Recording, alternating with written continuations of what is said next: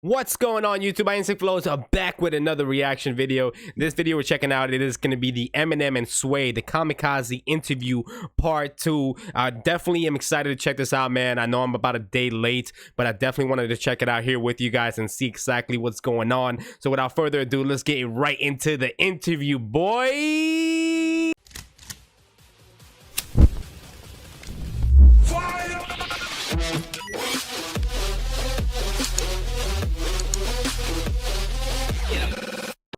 All right, the Eminem and Sway, the Kamikaze interview part 2. Let's see what Eminem has to say in this one, man, for sure. How do you describe your relationship with Joe Budden? I mean, listen, me and Joe Budden aren't, we're not friends like that. We're not like, we didn't go to the same fucking high school or something. You know what I'm saying? That's crazy because I thought they were friends. I get that. I don't know why. But when I'm out here flying around to different places and doing interviews and trying to use my platform to pump up Slaughterhouse every chance I get, and you're using your platform to fucking trash me, and I'm one of the things that keeps this ship moving. Do you know what I'm saying? So you're doing something, you got a voice in hip hop, so you actually could be affecting this ship a little bit. You know what I'm saying? Because that's facts. You don't owe me nothing. But I've never gotten a fucking interview and been like, Joe Budden shit is fucking trash. That last album he put out is fucking trash. So that's kind of the attitude I took. Eminem has a point there, man. He really does have a point there. It's like, all right, what if I give everybody my opinion about them? But look, I want to talk about Slaughterhouse because there's a lot of, including myself, people that really feel like the Slaughterhouse saga was unfinished. You know, I know there's a glass. I feel like that too. I feel like the Slaughterhouse pretty much completed. I was really waiting for Slaughterhouse to come out with something Where we dope. left it about 2 years ago was everybody came in and some of the guys in the group picked certain beats. Some of the guys didn't feel those beats, so they liked the other beats. And there was definitely enough songs to put an album out. But for the most part, it wasn't a complete picture because everybody wasn't on the same page of what their favorite I wonder songs why were. Joe Budden went at Eminem like that. They were gonna did they have a beef? Let me know down in the comments below. Regroup and try to make a few more songs. I didn't hear anything from that, and then at that point, I started getting really deep into Revival. You know, I was recording every day. Okay. So a couple months go by. And from what I understand it to be, what I was told, I didn't hear this firsthand, but Joe said, Slaughterhouse ain't hot right now. We don't have a buzz. We need to put out a mixtape. From that point, everybody started branching out. Royce went and did his album, Prime. Like, everybody started doing their own kind of solo shit. It's just one of those things that it took so long that I feel like everybody lost motivation in the group. You know what I'm saying? Like, they just wanted to maybe work on their own projects for a while, and we would come back and visit this or whatever. When we made the first Slaughterhouse album. The Welcome to Our House? Welcome to Our House. That was another album that I felt like, holy shit, people literally just trashed this. They trashed this album. There was a huge fucking backlash of, oh man, this ain't what we want to hear. It sounds too polished and all this shit. Like, you're critiquing these guys who are fucking wordsmiths. Do you know what I'm saying? Right.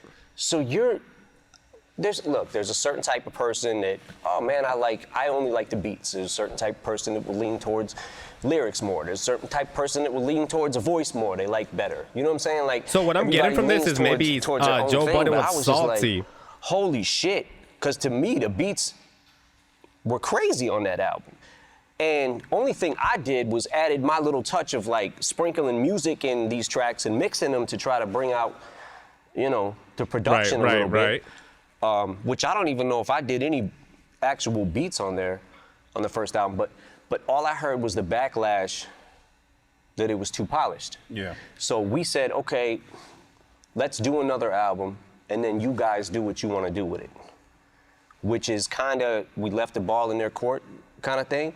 So I didn't want to touch it in the sense of like, other than give my opinions on songs, I didn't want to touch it with my production because I felt like, what if that is the reason that they didn't sell albums? I don't want to hinder that. So maybe Joe Budden felt salty because album and he feels like he didn't have maybe Eminem's support. Who got what money? That's what I'm getting at. Maybe Joe Budden was salty and said what he said because he feels like Eminem didn't support him enough. That maybe, perhaps. But still, man, you don't talk shit about a guy like that, man. You can't talk shit about Eminem after. I feel like he did so much for Joe Budden. I hate to say this because I think the guys are super fucking talented, but the album didn't do much to even recoup the first budget. Then we spent hundreds of thousands of dollars on the second album that never came out. What money didn't you get? I don't know if I made a fucking dime off Slaughterhouse. I don't care if I made nothing. I believed in them. So I wanted them to be huge, man. I really did. I wanted a man. He's speaking facts, man. He really is speaking facts. Bust through everything. You know what I'm saying? And we can't be mad at him, man. It definitely hurt my feelings a lot when the album didn't do good. The first album. It was just like, fuck, man.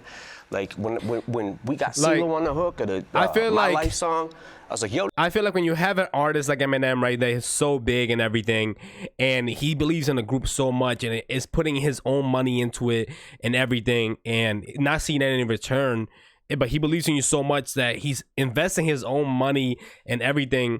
You can't really get mad at Eminem, man, for maybe if he doesn't want to help for the next album or this and that, because at the end of the day, man, like, he's putting up his own money and believing in you guys, right? So it's like, I do feel like what Joe Budden said was a bitch ass move to say that about Eminem.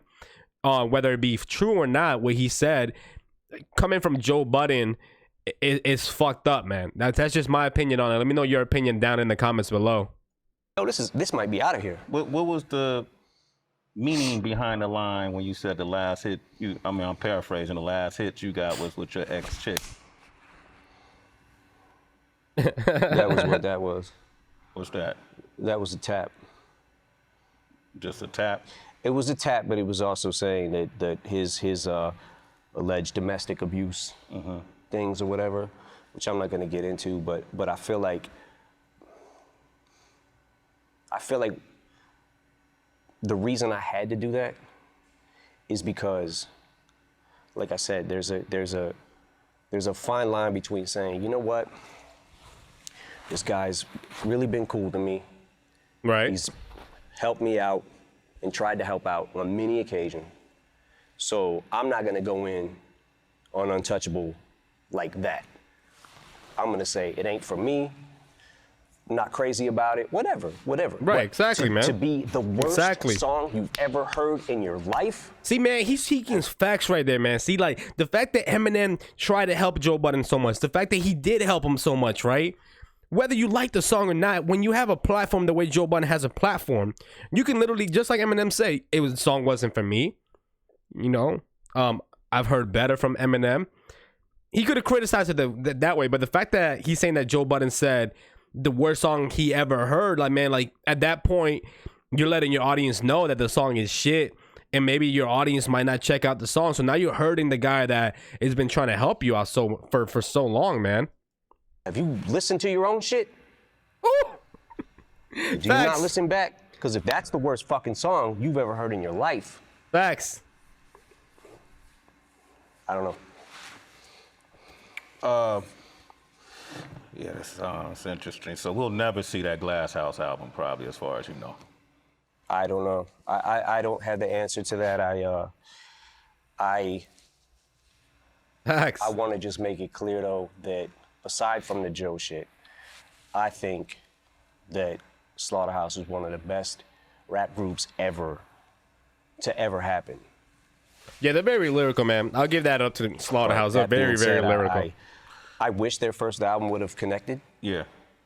To more people than it did. I don't, to this day, I still don't. Me and Paul are like, what the fuck happened?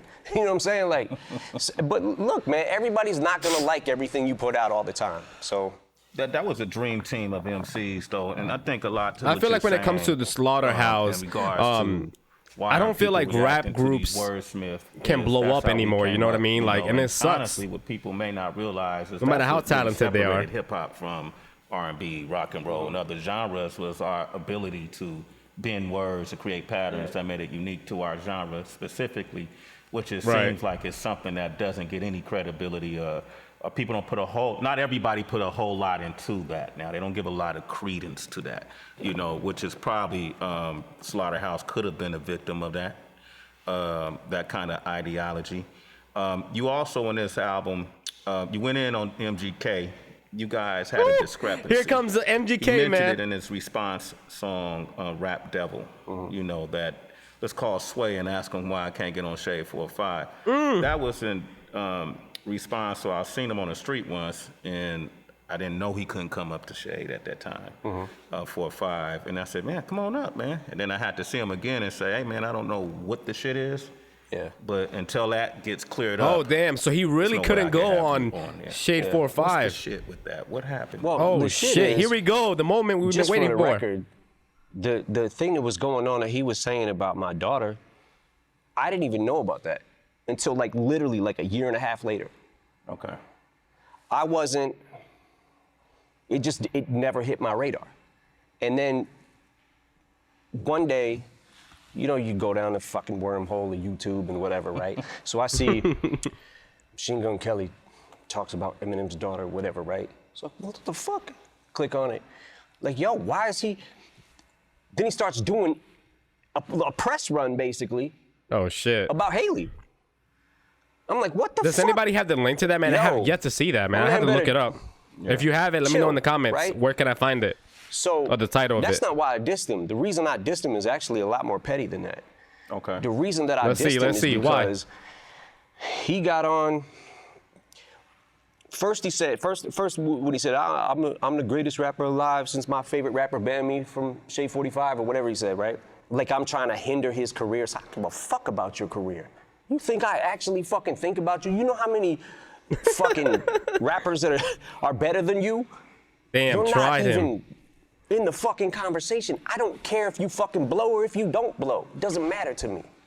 But then when you get on Tech Nine's album and you start sending shots and people start hitting me up, yo, Machine Gun dissed you, he just dissed you, he dissed you. I'm like, I listen to it, I'm like, did he really diss me though? I keep listening to it. Y'all just rap, you not gods. And then somebody sends me a screenshot of his Twitter.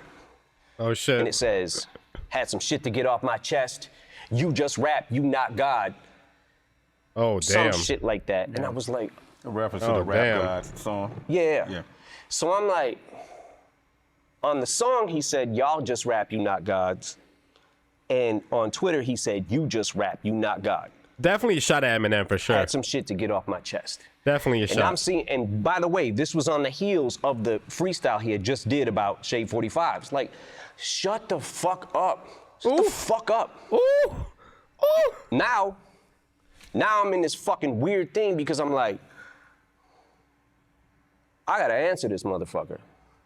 And every time I do that, it makes that person as irrelevant as people say I am in hip hop. Yeah. I make them bigger by getting into this thing where fucking I'm like, facts, I want to destroy him, but I also don't want to make him bigger. Right. Do you know what I'm saying? Yeah. Because now you're a fucking enemy. Ooh. So I'll leave it at that. I'm not sure exactly what I'm gonna do at this point right now because I'm still kind of waiting to see what. You haven't heard his Rap Devil response? No, I heard it. What do you think of it? It's not bad for him.